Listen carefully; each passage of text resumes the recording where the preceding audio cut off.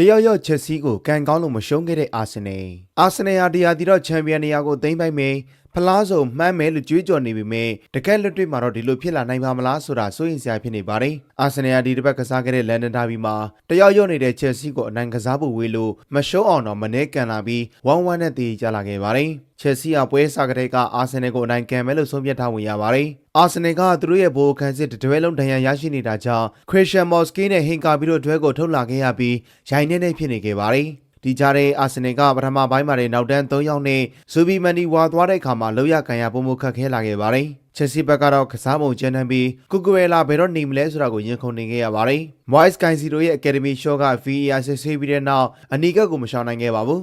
မင်္ဂလာပါမြန်မာချင်းနဲ့ဘောလုံးကစားခြင်းသူများအတွက်ဘော်ဒီဘက်လာပါပြီလူတယောက်တာသွားတာတော့အာဆင်နယ်ကတော့ချက်စီကိုလွှမ်းမိုးနိုင်ခဲ့ခြင်းမရှိခဲ့ဘဲနဲ့ရုန်းကန်နေရတော့ဖြစ်ပါတယ်ဒုတိယပိုင်းစမှာရင်ချက်စီအတွက်ချာလိုဘက်ကဥဆောင်ကိုတည်ယူပေးသွားခဲ့ပြီးတော့အာဆင်နယ်ကိုလည်းထုံးစံတိုင်းမီကေမရီနိုကခြေပါကိုသွင်းယူပြီးတော့ကယ်တင်ခဲ့ရပါတယ်ဒါပေမဲ့နိုင်ကိုရှာဝေကြမှာတော့ချက်စီက10ယောက်ဖြစ်နေတာကတကြောင်လီယန်ဒီလက်ကတိုင်ပတ်နေတာကတကြောင်ဂိုးမရတော့သလိုအာဆင်နယ်ကလည်းဘောလုံးဖြုံးနေမှုတွေများပြားနေပြီးပြန်ရခတ်နေကြတာကြောင့်ကိုကစ်ကန်ရင်နဲ့အချင်းကိုနေကြပါတယ်အာဆင်နယ်နေနဲ့10ယောက်အသင်းကိုကန်နေရလို့သာတတ်တာခဲ့ရတာဖြစ်ပြီးဒီဟာဒီအညံ့ပြင်းဆုံးပွဲတစ်ပွဲလည်းဖြစ်ခဲ့ရပါတယ်ဒါကြောင့်လန်ဒန်ဒါဘီကအနိုင်ရှုံးအဖြစ်မပေါ်တော့ဘဲ1-1နဲ့တည်ကြခဲ့ရပါတယ်အာဆင်နယ်ကအဆင့်1နေရာမှာဆက်လက်ရပ်တည်နေရင်မန်စီးတီးကို9မှတ်အသာနဲ့အမှတ်ဖြတ်ထားပါတယ်ချက်စီကတော့စီးတီးနောက်1မှတ်ကွာအဆင့်3နေရာကိုရောက်ရှိသွားခဲ့ပါတယ်ကြည့်ရှုပေးခဲ့တာကျေးဇူးများတင်ပါတယ်